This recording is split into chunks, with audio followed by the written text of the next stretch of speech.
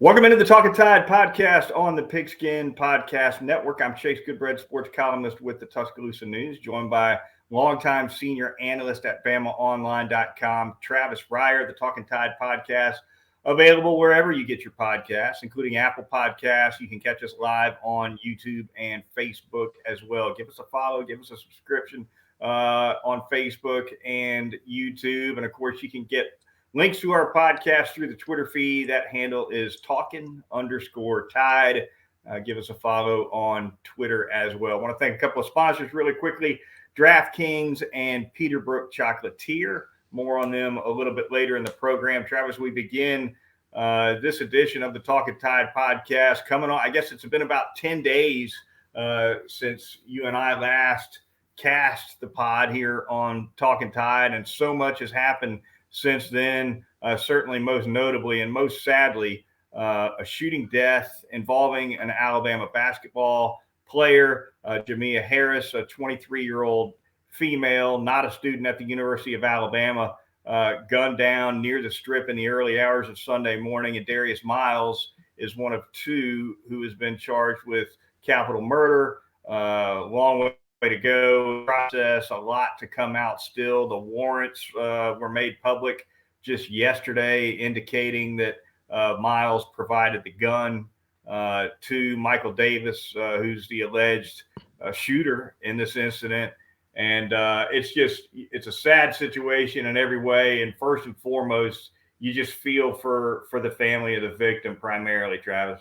Oh, absolutely. No doubt about that. I mean, there's going to be obviously stages and layers to this criminal case moving forward, but it's not going to change anything in terms of the finality of a young mother losing her life senselessly. So while you certainly hope justice prevails as sort of a tribute to her, to provide her family with some sense of closure, it's just a wound that's never going to heal for those poor folks. So, yeah, absolutely. First and foremost, that's where the focus should be.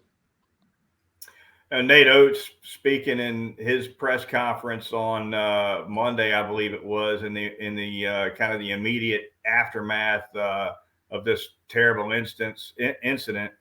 Said he spoke with Darius Miles' mother a couple times on Sunday after he got in the news. First got the news on a phone call Sunday morning, called athletic director Greg Byrne right away, pulled the team together for a team meeting on Sunday, spoke with Miles' mother, I think he said multiple times.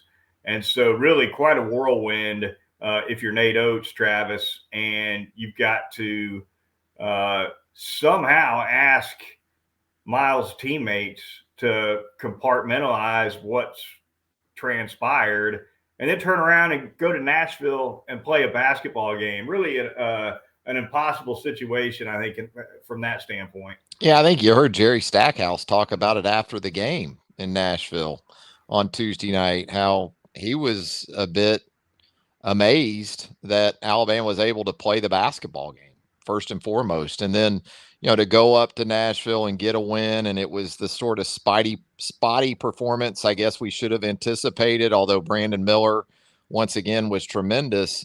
I think it also spoke to the cohesion that we had seen from this team on the floor. This looks like a pretty tight-knit group.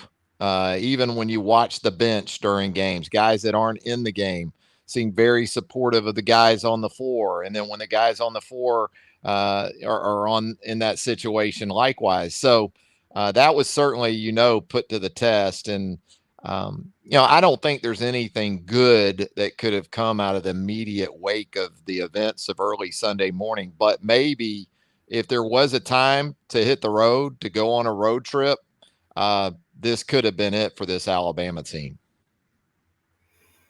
Yeah, and staying on the road, right? Road trip against Missouri upcoming. So it'll be a while, I guess, before Alabama is playing again in Coleman Coliseum. But the Darius Miles situation continues to unfold. Just this evening, shortly before we started recording the podcast, we learned that he's retained Turner Law Group, which is a local criminal defense firm in Tuscaloosa. Even though a Birmingham firm had previously put out a statement on Miles' behalf And we understand now that Miles wasn't aware of that statement, and the court filings are showing Turner Law Group, at least as of this morning, representing Darius Miles. So very quickly, a change in representation for him. You wonder though what transpired with the Birmingham firm. Yeah, you do. And again, I suspect just one of a few twists and turns that are going to be a part of this process moving forward. And look, you hate it for Darius's family too. You feel terrible for those folks. Yeah, I mean, we talk about first and foremost getting the most dreaded of phone calls that a family can possibly get, and that starts with Jamia and her family, but also Darius and his family. Having that conversation, having those conversations with Nate Oates, that's nothing any parent would ever want to endure either. Alabama, Vanderbilt. We'll go ahead and turn back to sports now. And of course, as the Darius Miles situation unfolds over the course of months and maybe years, it'll take, who knows? Typically, these things can get dragged down an awful long time. We'll stay on top of it here on Talkin Tide. But to the court they went, as we mentioned, Travis, despite this tragedy. Alabama traveled to Nashville on Monday and played Tuesday against Vanderbilt. They win that game by 12, excuse me, 78-66. The final score, 30 points for Brandon Miller, and kind of a homecoming, right? He's from Antioch, not too far from Nashville for him. Unfortunately, the storyline certainly was not a Brandon Miller homecoming. It was about Miles. But nevertheless, they come up with another win. And although Vanderbilt chipped away, Travis, and got that score, I think within 6 at one point in the second half, Alabama able to win this one fairly handily again. Yeah, and Alabama comes out to start the second half up 10, and I think it was like a 17-4 run to open the second half. They go up 23, and you're thinking, wow, this is going to be the rare coach job at Memorial Gymnasium. You typically don't experience that, especially Alabama teams. Just last year, Alabama goes up there and has to hang on for dear life after being up 10 in the second half. But they got the job done. I think in some ways it was beneficial to Alabama. Liam Robbins, the big for Vanderbilt, the 7-footer, out with an ankle injury. Alabama was able to take advantage of that, I think, both in the paint and then also on the glass for a lot of the game. And yeah, Brandon Miller, excuse me. I don't know what else you can say about the guy. And I've talked about it many times. What impresses me as much as anything is he gets his numbers so efficiently, right? 30 points on 16 field goal attempts. It's not like he needs 20, 25 shots to get 28, 30 plus points. Now, he does a good job too of getting to the free throw line. He did that again to an extent, but yeah, the finish, I'm sure not exactly what Nate Oates would like, but again, considering the circumstances of the previous couple of days, I don't think Nate's beating on that drum too hard after what his team has been dealing with from an emotional and psychological perspective. Yeah, no doubt about it. Another nice game for Jaden Bradley as well. He's 6 of 9 from the floor.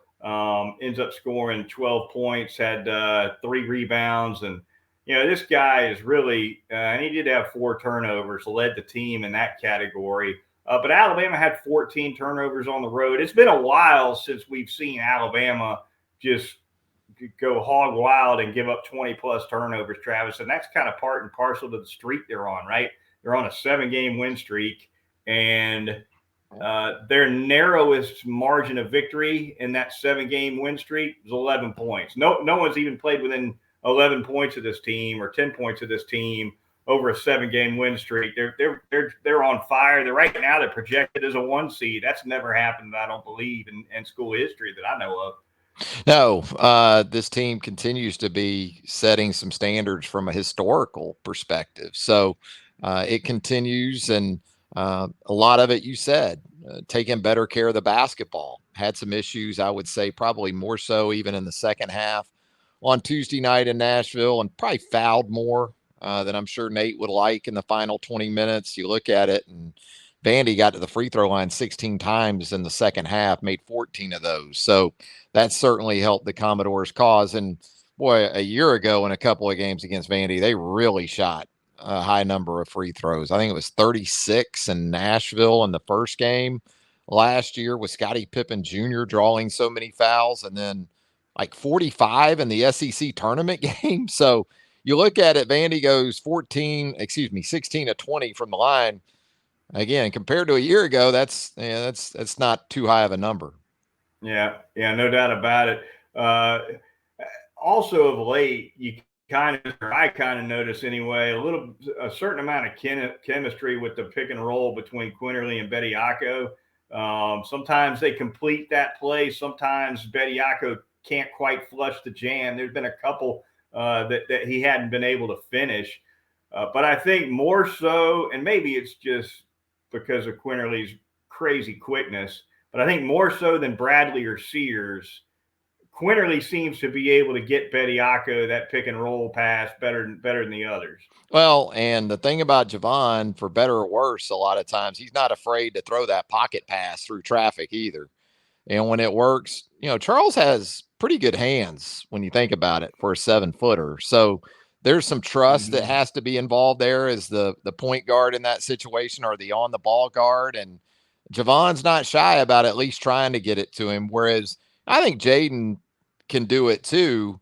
But Jaden, I think, is especially good at locating open shooters from beyond the arc and then getting them the basketball in perfect shooting position. Time after time this year, you watch Jaden, and when he gets into the paint, and if you leave a shooter like a Brandon Miller, he'll locate them and get them the basketball in a way in which it's catch and shoot with ease. Yeah, Bradley does a great job when he penetrates of kind of staying under control. I think Sears is pretty good at that as well. But Bradley's so strong, he can go up and take a bump and give a bump and create a little space for himself. And you love the way he attacks the rim. There's no doubt Alabama in great shape at the one position for sure. Missouri coming up next, as we said, Travis. That'll be coming up this weekend, and Alabama will be looking to go to 17-2, if I'm reading it right, 7-0 in conference play. So just they've ever since losing to Gonzaga. Gonzaga was the last loss. That was over in Birmingham, and since then they've handled everybody. Yeah, and Mizzou last year making that trip to Como, it wasn't a particularly good experience for the Crimson Tide. Going into that game, I want to say Missouri was one of the very worst three-point shooting teams in the league. And, of course, Alabama played some zone in that game, and Missouri shot the lights out in a 6-point win at home. So last check this evening, as we do this later on Wednesday night, first half of Missouri and Arkansas was nip and tuck. So we'll see how that one plays out. But a couple of road games in a row for Alabama and an opportunity to exercise a few demons from the road a year ago. Talkin Tide podcast on the Pigskin Podcast Network, the Twitter feed, Talkin_Tide. Give us a follow there and subscribe on YouTube as well. We're going to thank a couple of sponsors now. We're going to start by telling you all about DraftKings. The NFL playoff action continues one step closer to Super Bowl 57. And for the NFL rounds, check out DraftKings Sportsbook, an official sports betting partner of the NFL. New customers can bet just $5 and get $200 in free bets instantly. Plus, all new and existing customers can take a shot at an even bigger payout with the DraftKings stepped up same game parlays. Boost your NFL winnings with each leg you add up to 100%. So download the DraftKings Sportsbook app. Use the promo code TPPN. That's the Pigskin Podcast Network acronym. That'll help us out here at Talkin Tide. New customers, once again, you can bet $5 on the NFL playoffs and get $200 in free bets instantly only at the DraftKings Sportsbook with promo code TPPN. I'm going to tell you about Peterbrook Chocolatier out there at 1530 McFarland Boulevard North in the Indian Hills section of Tuscaloosa. There they are, those hand-dipped chocolate strawberries. And we know Valentine's Day is just around the corner. Go ahead and pre-order your hand-dipped chocolate strawberries for Valentine's Day right now at 205-752-0211. If it's after hours, leave a message. They'll get back with you. Someone will answer the phone between 10 a.m. and 8 p.m. Monday through Saturday. Those are the hours of operation for Peterbrook Chocolatier. So make that special someone in your life feel even more special with those hand-dipped chocolate strawberries. Maybe mix in some other goodies as well. I got the chocolate popcorn, of course, got the carousel with all the mixed goodies right there. You're going to find it all at the Champions of Chocolate, Peterbrook Chocolatier, 1530 McFarland Boulevard North in the Indian Hills section of Tuscaloosa. Now, my wife, Michelle, brought home some of that chocolate popcorn about a week ago, and it disappeared blink of an eye. Yeah. It's like a David Copper. Home, yeah. It's like a David Copperfield ad. Yeah. Hide it. I know, man. Like just, Copperfield. But even with the way it disappears. Even with the kids out of the house, it doesn't last because of me. So it disappears fast either way over there with that great Peterbrook chocolate. All right, we're going to close out the show with a little bit of football talk. Travis, Pete Golding moving on to Ole Miss. That news transpired since our last podcast about 10 days ago. So Nick Saban's got a DC hire to make. He may very well soon have an offensive coordinator hire to make as well. We'll see what happens with Bill O'Brien. A lot of talk that it's just a question of where in terms of his next destination. But Pete Golding, the first to go of the two, Travis off to Ole Miss. And the search is on. A lot of chatter about Jeremy Pruitt. Travis, of course, he's still doesn't have full adjudication from the NCAA, a potential show cause penalty there. You wonder how that may or may not muddy the waters for Nick Saban as he looks back at a guy who put together back-to-back number one national ranked defenses for UA. So a lot of fans certainly high on Jeremy Pruitt. They don't care. They don't have to worry. If you're a fan, you don't have to worry about that show cause. So no. It's a different issue if you're making the hire. But Glenn Schumann, another name, a couple others as well. Yeah, those seem to be the ones most prominently bandied about. And of course, Alabama still trying to work through this late signing period. Everything just happens at once these days in college football on the calendar, man. You play the bowl games, the postseason, you have the early signing period, the transfer portal window, the start of the spring semester. It's a lot to juggle these days. And so it'll be interesting. Once again, we know Nick Saban very capable of multitasking. So he's got more than one thing on his plate right now. No doubt about that.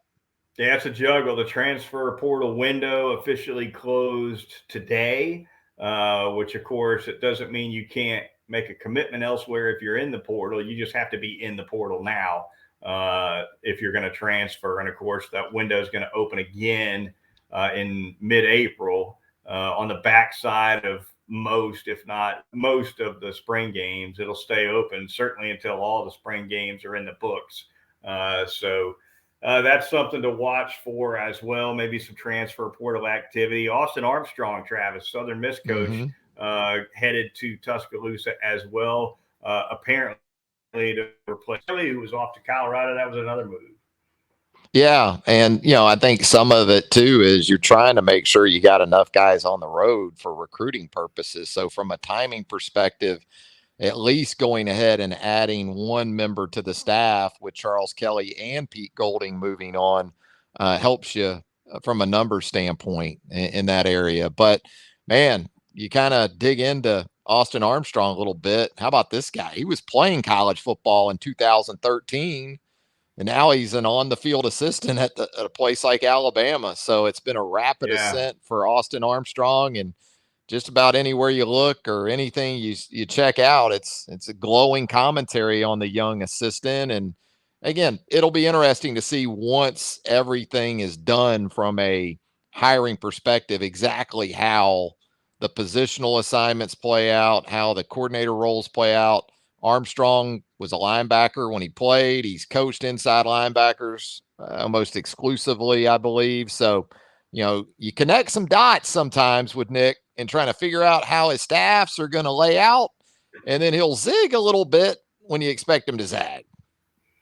Been known to happen. It was one of the earliest zigs I can remember is the Jim McElwain hire, right? Kind of came a little bit out of the blue on the heels of Major Applewhite's exit after Saban's first season. Yeah. But Mac wasn't the only one. So they no. Sometimes they line up, sometimes they don't. Yeah. You can't just. He's a tough one to follow in that way when you start trying to connect dots. Next time Nick Saban will be talking to the media, unless something happens impromptu. He'll probably do a little media session from the Senior Bowl, Travis, coming up here in a couple of weeks. He usually gives media, takes a few questions from reporters from the Senior Bowl. He typically visits a practice on Tuesday or Wednesday of Senior Bowl week, which this year is first week of February, last week of January. So we'll see what he says about it then, I guess. Yeah, I mean, he ought to coach. The whole damn team's down there just about, right? I mean, when you add them up, he just coach the game. 8. Yeah, they got 8 down there, right? It's a big number. So Senior Bowl people don't mind that, though. They like that. They like that number for Alabama players. 8. Would have been 9, but Will Riker did the 180 coming back to school. I think that's big for Alabama. Yeah. Yeah, absolutely. That's surprised a couple people, I think, because usually when you say I'm going to the Senior Bowl, that's it. You don't see a lot of Senior Bowl retractions. Mm-hmm. But yeah, no question about it. Will Riker come back to kick one more year for the Crimson Tide. Could be awfully big in some close games. All right, that is going to do it for this edition of the Talkin Tide podcast. Be sure to join us next time. We'll be talking some more Alabama basketball and plenty more. That Senior Bowl will be a lot closer when we talk again, and we'll stay on top of the Darius Miles situation as well. So for Travis Reier of BamaOnline.com, I'm Chase Goodbread, sports columnist with the Tuscaloosa News. We'll talk to you next time here on Talkin Tide.